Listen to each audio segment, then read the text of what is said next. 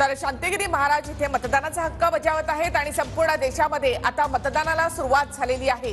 7 वाजलेत आणि आता मतदानाला सुरुवात झाली असून देशभरात 49 जागांवर आज मतदान होतंय। तर महाराष्ट्रामध्ये 13 जागांवर आज मतदान होतंय, त्यामध्ये मुंबईतल्या 6 जागांचा समावेश आहे। तर नाशिकमध्ये ही दृश्य आपण पाहतोय, शांतिगिरी महाराज हे अपक्ष निवडणूक लढवत आहेत आणि ते आपला मतदानाचा हक्क या ठिकाणी बजावत आहेत। चे मुद्दे वाटतात या मतदारसंघातले, कारण ते सर्व मुद्दे बोलून झालेले सर्वत्र।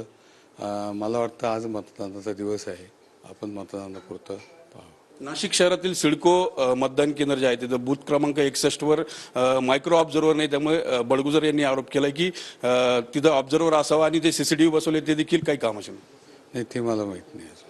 तर हे होते राजाभाऊ वाजे, त्यांनी एक विश्वास व्यक्त केलेला आहे आणि त्यांना प्रचारात देखील 45 दिवस मिळाले, त्यामुळे कुठेतरी त्यांचा जो विश्वास आहे तो द्विगुणित होताना दिसतोय।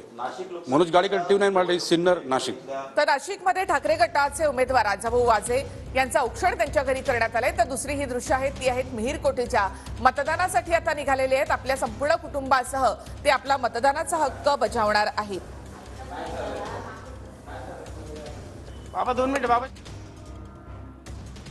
तर यामिनी जाधव या सुद्धा मतदानासाठी पोहोचलेले आहेत। आपण या ठिकाणी पाहतोय दक्षिण मुंबईच्या उमेदवार आहेत शिंदे गटाच्या यामिनी जाधव आणि त्या देखील आपला मतदानाचा हक्क या ठिकाणी बजावण्यासाठी पोहोचल्यात। तर दुसरी दृश्य आहे ती नाशिकमध्ये शांतिगिरी महाराज देखील आपला मतदानाचा हक्क बजावत आहेत। TV9 देखील सगळ्या आमच्या प्रेक्षकांना आणि मतदारांना आवाहन करते की त्यांनी आपला मतदानाचा हक्क बजावावा। 2 दृश्य आहेत, एकीकडे यामिनी जाधव सुद्धा मतदानासाठी आता पोहोचल्यात। दक्षिण मुंबईच्या शिंदे गटाच्या उमेदवार आहेत यामिनी जाधव, तर दुसरीकडे शांतिगिरी महाराज नाशिकमधून अपक्ष म्हणून उभे राहिले आणि त्यांनी देखील आपला मतदानाचा हक्क या ठिकाणी त्यांनी बजावलेला आहे। तर महाराष्ट्रामधल्या 13 जागांवर मतदान सुरू झालेलं आहे। देशभरात 49 जागांवर आज मतदान होतंय। देशभरामध्ये प्रमुख लढती आज राहुल गांधी यांच्यासाठी देखील अमेठीमध्ये मतदान होणार आहे। रायबरेलीमधून स्मृती इराणी यांच्यासाठी मतदान होईल, लखनौमधून। तर मुंबईतील सर्व जागांसाठी आज मतदान सुरू झालेलं आहे आणि शांतिगिरी महाराजांनी आपला मतदानाचा हक्क बजावलेला असून विजयाचा विश्वास त्यांनी या ठिकाणी व्यक्त केलेला आहे। तर मुंबईमधल्या 6 जागांसाठी आता मतदान सुरू झालंय। सकाळी 7 पासूनच मुंबईतल्या वेगवेगळ्या मतदान केंद्रांवर सध्या रांगा पाहायला मिळत आहेत। तर देशभरात 49 जागांवर 5व्या टप्प्याचं मतदान आता सुरू झालेलं आहे। शांतिगिरी महाराजांनी ईव्हीएम मशीनला हार घातला। शांतिगिरी महाराजांनी ईव्हीएम मशीनला हार घालून त्यानंतर मतदान केलेलं आहे। आताची महत्त्वाची बातमी, नाशिकचे अपक्ष उमेदवार आहेत शांतिगिरी महाराज आणि ईव्हीएम मशीनला हार घातला त्यांनी आणि त्यानंतर त्यांनी आपला मतदानाचा हक्क बजावलेला आहे। तर ईव्हीएमची पूजा करणं आणि या संदर्भात तक्रार केली जाऊ शकते। शांतिगिरी महाराजांनी मतदान करण्यापूर्वी ईव्हीएम मशीनला हार घातलेला आहे।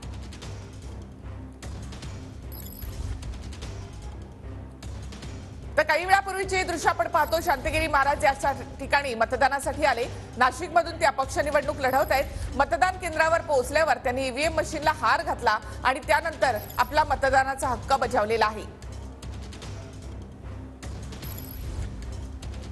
तर शांतिगिरी महाराजांनी मतदान केल्यानंतर हे दृश्य आपण पाहतो, आपल्या विजयाचा विश्वास त्यांनी या ठिकाणी व्यक्त केलेला आहे। 5व्या टप्प्यासाठी राज्यामध्ये आता 13 जागांसाठी मतदान सुरू झालंय। तर देशभरामध्ये 49 जागांवर आज मतदान होत आहे। महाराष्ट्रामधली प्रत्येक दृश्य आम्ही आपल्या या ठिकाणी दाखवणार आहोत। प्रत्येक उमेदवाराची प्रतिक्रिया देखील आपण या ठिकाणी पाहणार आहोत। 5व्या टप्प्यामध्ये आता मतदानाला सुरुवात झाली असून काँग्रेस नेते राहुल गांधी रायबरेली या ठिकाणाहून निवडणूक लढवत आहेत। तर त्यांच्यासाठी आज मतदान होईल। केंद्रीय मंत्री राजनाथ सिंग लखनौ उत्तर प्रदेश या ठिकाणाहून निवडणूक लढवत आहेत। तर केंद्रीय मंत्री स्मृती इराणी अमेठीमधून, नॅशनल कॉन्फरन्सचे ओमर अब्दुल्ला जम्मू काश्मीरमधून आणि केंद्रीय मंत्री पियुष गोयल मुंबई उत्तरमधून निवडणूक लढवत आहेत। तर या काही प्रमुख लढती ज्या आहेत त्या आपण या ठिकाणी पाहतोय। डॉक्टर बाबासाहेब आंबेडकर यांनी लोकशाहीचे तत्व त्या ठिकाणी घटना स्थापन केली आहेत आणि त्या घटनेमध्ये उल्लेख केला की प्रत्येकाला मतदानाचा अधिकार त्यामध्ये दिलेला आहे आणि म्हणून बाबांनी सर्व जनता जनार्दन सर्व भारतीयांना आवाहन केलेलं आहे की 100% मतदान करावं। दुसरा मुद्दा महत्त्वाचा, आता मतदान करावं हा मुद्दा बरोबर आहे, मात्र कोणाला करावं हा मुद्दा अत्यंत महत्त्वाचा आहे. त्यामध्ये आम्ही या ठिकाणी जनता एवढंच आवाहन करणार आहोत की आपल्या हृदयात असलेल्या भगवंताला विचारा की योग्य उमेदवार कोणता आहेत. अशा योग्य उमेदवाराचं आपण काय करावं, त्या ठिकाणी आतल्या हृदयस्थ भगवंताला विचारून आपण त्या ठिकाणी त्या उमेदवाराला त्या ठिकाणी मतदान देऊन यांनी भारतात करावं. जय बाबाजी, जय भारत माता. आपल्या दृष्टिकोनातून कोण योग्य उमेदवार आहे, आपण कोणाला मतदान केलं? हे जनता जनार्दन ओळखणार आहेत. त्या भावांना सांगितलं आवश्यक आपण नाही. कोणाला मतदान केलं? आपल्या दृष्टीने योग्य उमेदवार आमच्या हृदयाने जो आवाज दिला त्यांनाच आम्ही मतदान केलेलं आहे.